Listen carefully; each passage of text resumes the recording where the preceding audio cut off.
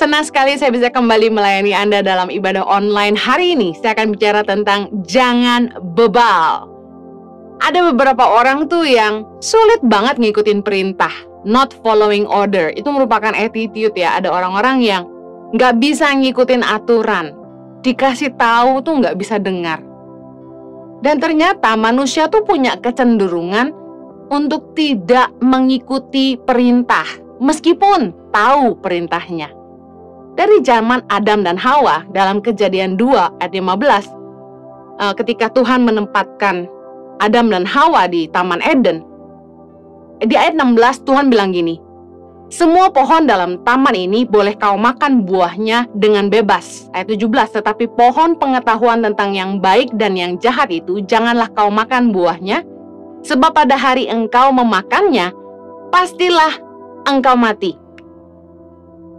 Kejadian 3, manusia jatuh ke dalam dosa. Ayat yang pertama, adapun ular ialah yang paling cerdik dari segala binatang di darat yang dijadikan oleh Tuhan Allah. Ular itu berkata kepada perempuan itu, tentulah Allah berfirman, semua pohon dalam taman ini jangan kau makan buahnya, bukan?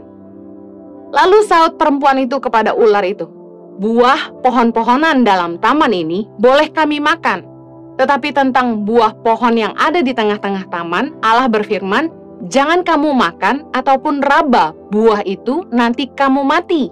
Tetapi ular itu berkata kepada perempuan itu, sekali-kali kamu tidak akan mati. Tetapi Allah mengetahui bahwa pada waktu kamu memakannya, matamu akan terbuka dan kamu akan menjadi seperti Allah, tahu tentang yang baik dan yang jahat. Ayat ke-6, perempuan itu melihat bahwa buah pohon itu baik untuk dimakan dan sedap kelihatannya. Lagi pula pohon itu menarik hati karena memberi pengertian.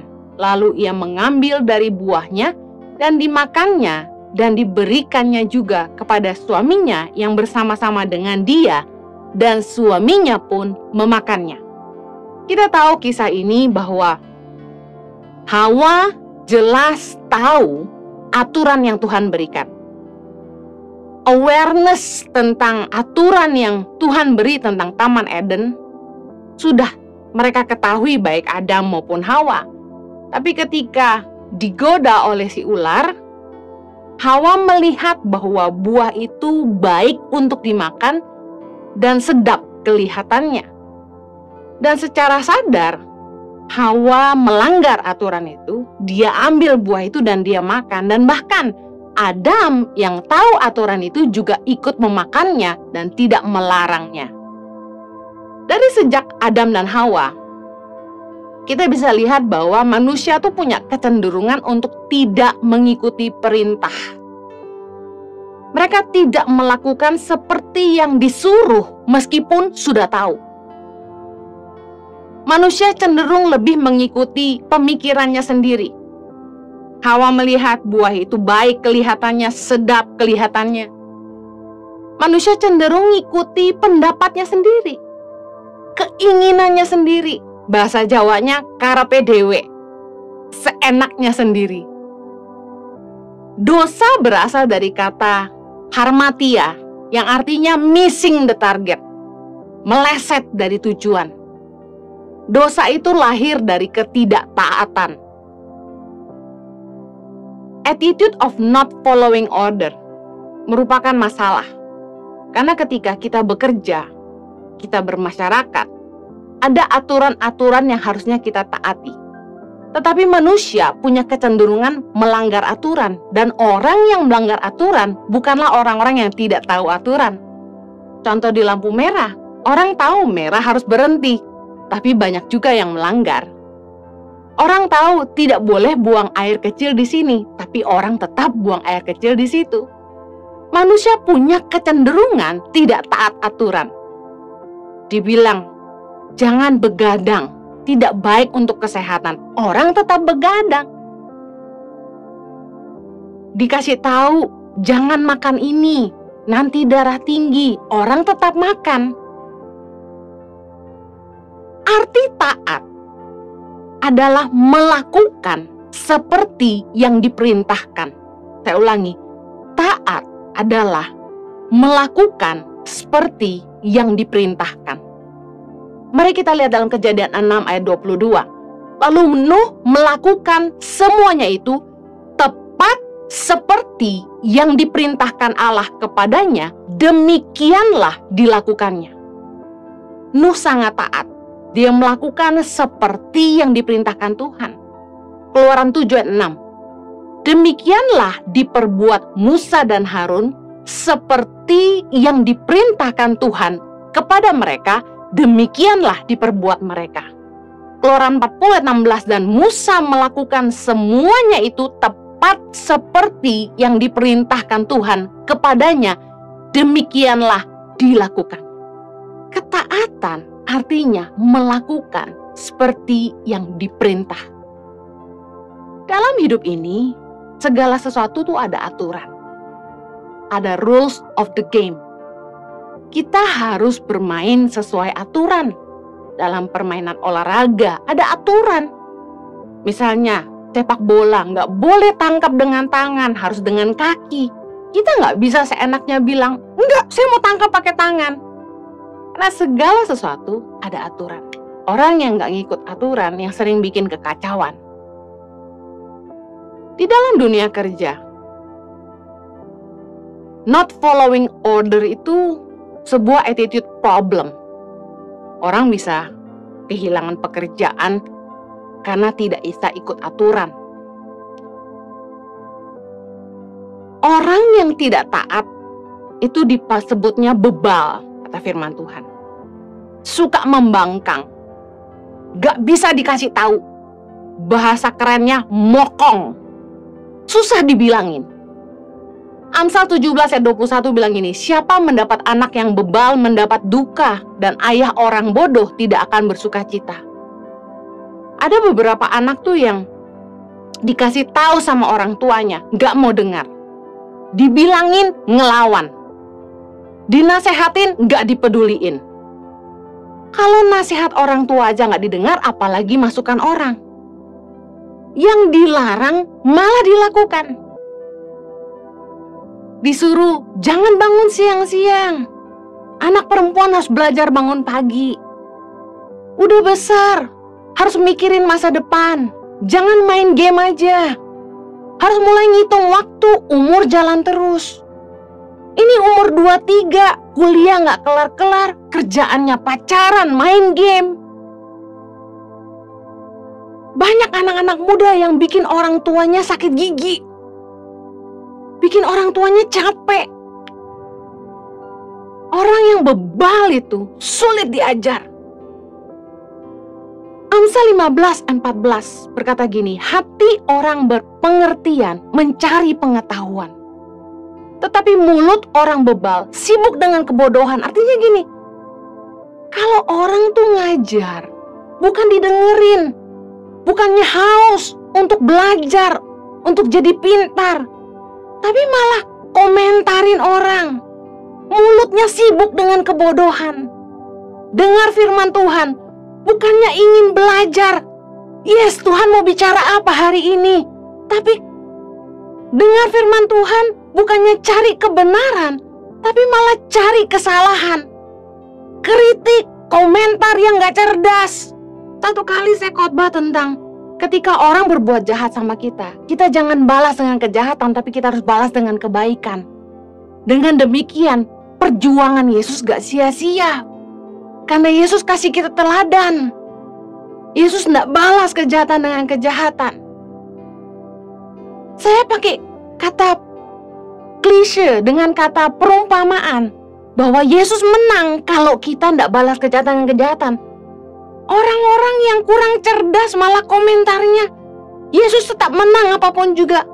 Bukan itu yang saya maksud. Saya sedang pakai perumpamaan bahwa kalau Tuhan kasih kita teladan, Dia tidak balas kejahatan dengan kejahatan. Kita pun sebagai pengikut Kristus jangan balas kejahatan dengan kejahatan. Ada suara baik, ada suara jahat di hati kita. Kalau kita ikutin suara yang baik, maka Tuhan disenangkan. Tapi kalau kita ikuti kehendak jahat, bisikan iblis, tentu saja Tuhan akan dipedihkan hatinya karena perbuatan kita. Itu maksudnya.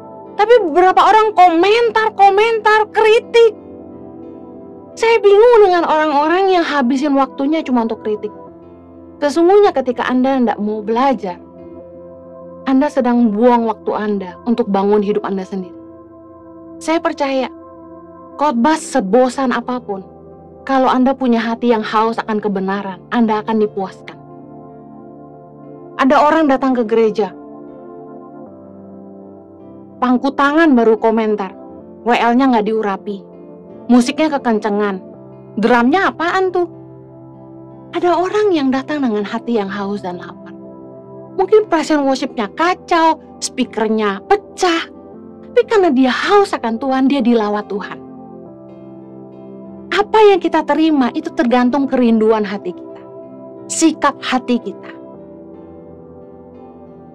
2 Timotius 4 ayat yang ketiga bilang gini, karena akan datang waktunya, orang tidak dapat lagi menerima ajaran sehat, tetapi mereka akan mengumpulkan guru-guru menurut kehendaknya untuk memuaskan keinginan telinganya.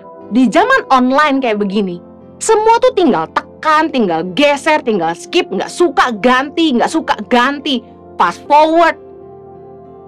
Kebanyakan orang lebih milih khotbah yang enak didengar, berkat. Orang bebal sulit diajar. Tahukah Anda bahwa orang yang bebal itu suka mengulang kesalahan?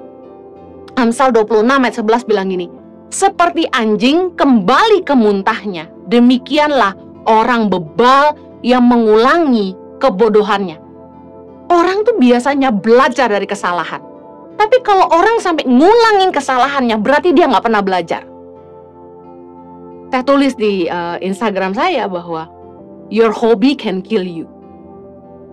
Kalau kita nggak bisa dinasehati, maka yang akan jadi tempat kita belajar adalah penjara, rumah sakit, dokter yang akan mengajar kita. Harusnya nggak perlu sampai begitu. Jadilah orang yang nggak bebal, yang mau belajar. Orang bebal itu sulit berubah. Kenapa? Karena nggak ngerasa salah. Coba perhatikan orang yang dari muda sampai tua judi melulu, main perempuan terus, hutang, miskin, gak mau kerja, ngutang sana sini, ngandelin keluarga. Hidupnya gak berubah, malas dari muda sampai tua. Kenapa orang bebal sulit berubah? Karena tidak merasa salah.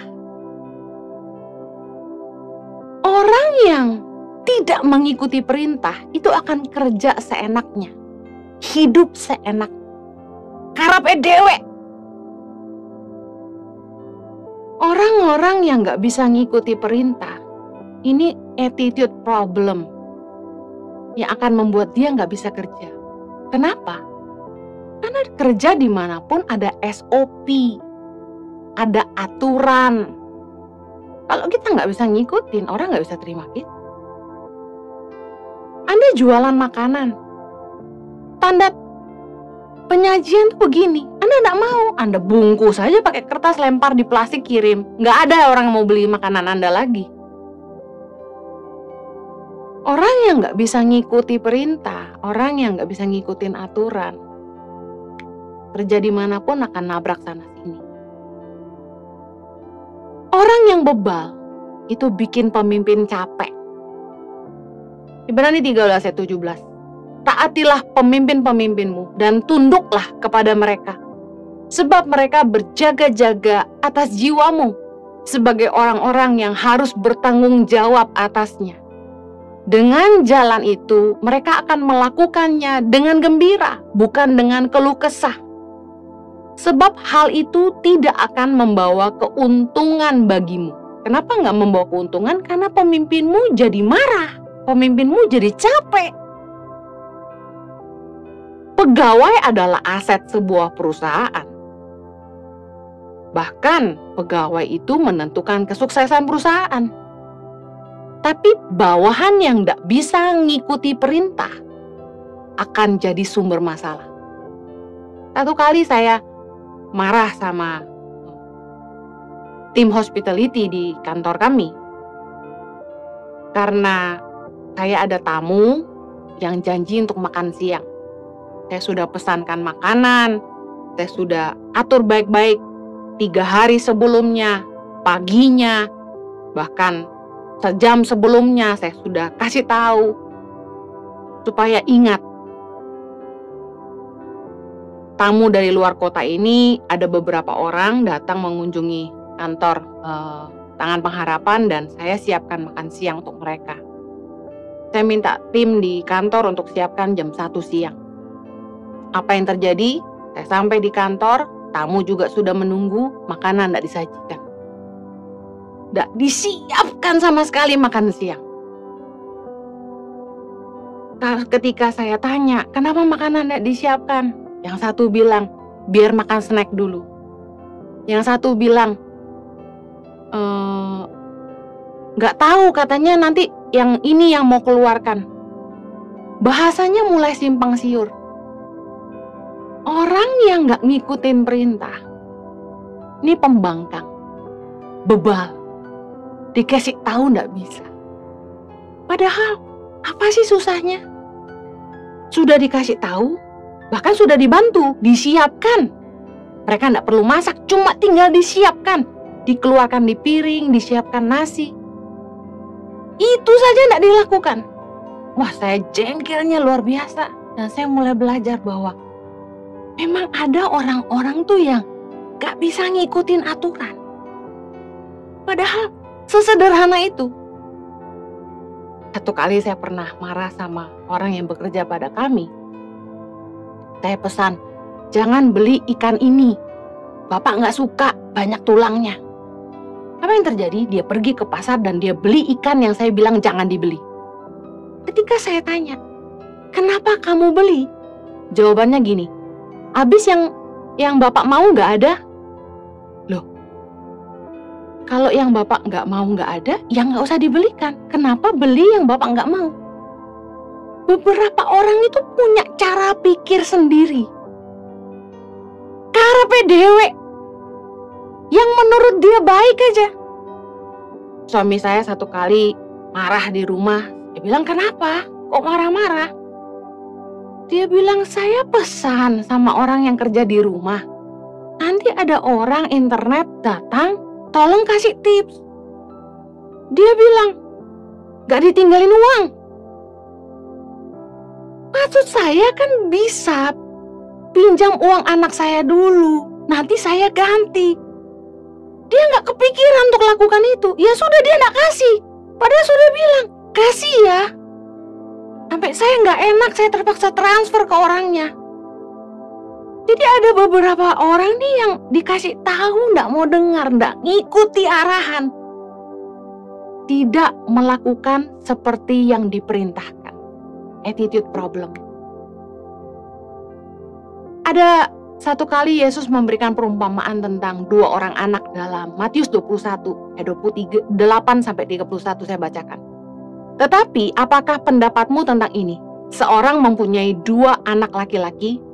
Ia pergi kepada anak yang sulung dan berkata, anakku, pergi dan bekerjalah hari ini dalam kebun anggur. Ayat 29. Jawab anak itu, baik Bapa, tetapi ia tidak pergi. Jawabnya baik tapi tidak pergi. Ayat 30. Lalu orang itu pergi kepada anak yang kedua dan berkata demikian juga. Dan anak itu menjawab, aku tidak mau. Tetapi kemudian ia menyesal, lalu pergi juga. Ayat 31, siapakah di antara kedua orang itu yang melakukan kehendak ayahnya? Jawab mereka, yang terakhir. Kata Yesus kepada mereka, aku berkata kepadamu, sesungguhnya pemungut-pemungut cukai dan perempuan-perempuan sundal akan mendahului kamu masuk ke dalam kerajaan Allah.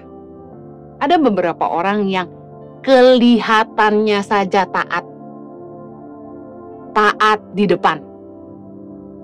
Bilangnya, iya, kalau disuruh apa-apa, iya, siap, tapi nggak dikerjakan. Di depan kita bilangnya iya, tapi yang dilakukan sebaliknya, nggak nurut. Di depannya saja taat, bilang iya, tapi tidak dilakukan. Ada orang-orang yang di depan manis, tapi di belakang ngomongin kita. Jangan cuma taat untuk dilihat. Taatlah karena tanggung jawab. Saya percaya ketaatan yang murni itu lahir karena mengasihi. Ketaatan itu harus lahir dari hati yang mengasihi. Yohanes 14 ayat 31a, Yesus berkata gini, "Tetapi supaya dunia tahu bahwa aku mengasihi Bapa dan bahwa aku melakukan segala sesuatu seperti yang diperintahkan Bapa kepadaku." Karena Yesus mengasihi Bapa, makanya Yesus taat. Yesus juga berkata kepada kita dalam Yohanes 14 ayat 15, "Jikalau kamu mengasihi aku, kamu akan menuruti segala perintahku." Kalau kita mengasihi Tuhan, kalau kita bilang kita mengasihi Tuhan, kita akan melakukan seperti yang apa dikatakan firman Tuhan. Kita akan melakukan persis seperti yang firman Tuhan katakan. Tapi banyak orang milih-milih firman yang menyenangkan telinga aja. Cuma ngambil potongan-potongan ayat yang menyukakan hatinya aja. Bahkan tahu kebenaran, tapi cari-cari alasan dan pembenaran diri sendiri. Kalau kita mau belajar taat, taatlah seperti yang diperintahkan. Saya akhiri dengan ini. Ketaatan itu jangan cuma jadi kedok aja. 2 Timotius 3 dalam perikop keadaan manusia pada akhir zaman dikatakan begini ayat 1. "Ketahuilah bahwa pada hari-hari terakhir akan datang masa yang sukar. Manusia akan mencintai dirinya sendiri dan menjadi hamba uang. Mereka akan membual dan menyombongkan diri. Mereka akan menjadi pemfitnah. Mereka akan berontak terhadap orang tua. Tidak tahu berterima kasih, tidak mempedulikan agama, tidak tahu mengasihi, tidak mau berdamai, suka menjelekkan orang, tidak dapat mengekang diri, garang, tidak suka yang baik, suka mengkhianat, tidak berpikir panjang, berlagak tahu, lebih menuruti hawa nafsu daripada menuruti Allah." Ayat yang kelima, perhatikan ini. "Secara lahiriah, mereka menjalankan ibadah mereka, tetapi pada hakikatnya mereka memungkiri kekuatannya. Jauhilah mereka itu." Jangan hanya kelihatan taat. Jangan sampai ketaatan kita cuma kedok. Rajin ibadah, pelayanan, tahu banyak firman, puasa. Kalau doa kata-katanya luar biasa. Tapi taatlah ketika tidak ada yang lihat, ketika tidak ada yang tahu. Jangan jahat sama orang, jangan menipu, jangan melanggar aturan, jangan mencuri, jangan curang, jangan semena-mena. Hal-hal yang sehari-hari kita lakukan dalam hidup kita, itu merupakan wujud ketaatan kita kepada Allah. Di lingkungan orang percaya, banyak kali orang Kristen kelihatan luar biasa. Tapi di dunia nyata, kelakuannya benar-benar luar biasa. Mari belajar dari ketaatan Yesus. Filipi 2 ayat 8. "Dan dalam keadaan sebagai manusia ia telah merendahkan dirinya dan taat sampai mati, bahkan sampai mati di kayu salib." Ibrani 5 ayat 8. "Dan sekalipun ia adalah anak, ia telah belajar menjadi taat dari apa yang telah dideritanya, dan sesudah ia mencapai kesempurnaannya, ia menjadi pokok keselamatan yang abadi bagi semua orang yang taat kepadanya." Kalau kita ingin mendapat bagian dalam kerajaan kekal, mari hidup taat kepada firman Tuhan. Jangan jadi orang yang tidak bisa mengikuti aturan. Jangan jadi orang bebal. Mari lakukan seperti yang diperintahkan. Ketaatan berarti melakukan persis yang seperti diperintahkan. Saya berdoa agar kita jadi orang-orang yang taat, bukan cuma yang berkedok taat. Mari kita berdoa. Bapa di sorga, tolong kami, supaya kami jadi anak-anak-Mu yang menyenangkan hati-Mu. Kami nggak pakai topeng-topeng kemunafikan, tapi biar kami hidup dalam ketaatan kepada Tuhan. Berdoa supaya kami juga dalam hidup kami sehari-hari belajar jadi orang yang taat. jadi orang yang mau dengar. Jauhkan kami dari hati yang bebal. Jauhkan kami dari kekerasan hati yang tidak mau dengar. Kami mau belajar, Tuhan. Kami mau rendah hati dan belajar. Terima kasih, Tuhan. Tolong kami, mampukan kami untuk menghidupi firman-Mu. Demi nama Yesus kami berdoa. Amen.